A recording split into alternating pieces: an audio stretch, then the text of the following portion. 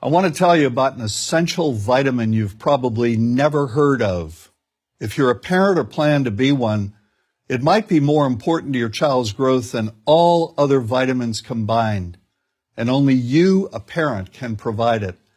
I call it vitamin N, the word no. More and more children, I find, are suffering from vitamin N deficiency, and they, their parents, and our entire culture are paying the price. Let me illustrate my point with a story that's quite typical. A father, I'll call him Bill, gave his son, age 5, pretty much everything the little boy asked for. Like most parents, Bill wanted more than anything for his son to be happy, but he wasn't. Instead, he was petulant, moody, and often sullen. He was also having problems getting along with other children. In addition, he was very demanding and rarely, if ever, expressed any appreciation, let alone gratitude, for all the things Bill and his wife were giving him. Was his son depressed, Bill wanted to know? Did he need therapy? His son, I told him, was suffering the predictable ill effects of being overindulged. What he needed was a healthy and steady dose of vitamin N. Overindulgence, a deficiency of vitamin N, leads to its own form of addiction. When the point of diminishing returns is passed, and it's passed fairly early on, the receiving of things begins to generate nothing but want for more things. One terrible effect of this is that our children are becoming accustomed to a material standard that's out of kilter with what they can ever hope to achieve as adults.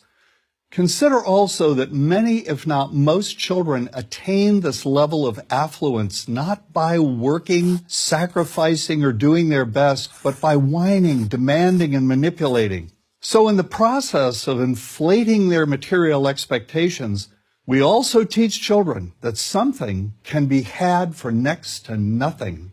Not only is that a falsehood, it's also one of the most dangerous, destructive attitudes a person can acquire. This may go a long way toward explaining why the mental health of children in the 1950s, when kids got a lot less, was significantly better than the mental health of today's kids. Since the 50s, and especially in the last few decades, as indulgence has become the parenting norm, the rates of child and teen depression have skyrocketed. Children who grow up believing in the something for nothing fairy tale are likely to become emotionally stunted, self-centered adults. Then, when they themselves become parents, they're likely to overdose their children with material things. The piles of toys, plushies, and gadgets one finds scattered around most households. In that way, overindulgence, a deficiency of vitamin N, becomes an inherited disease, an addiction passed from one generation to the next. This also explains why children who get too much of what they want rarely take proper care of anything they have. Why should they? After all, experience tells them that more is always on the way. Children deserve better. They deserve to have parents attend to their needs for protection, affection, and direction. Beyond that, they deserve to hear their parents say no far more often than yes when it comes to their whimsical desires. They deserve to learn the value of constructive creative effort as opposed to the value of effort expended whining, lying on the floor, kicking and screaming, or playing one parent against the other. They deserve to learn that work is the only truly fulfilling way of getting anything of value in life, and that the harder they work, the more ultimately fulfilling the outcome.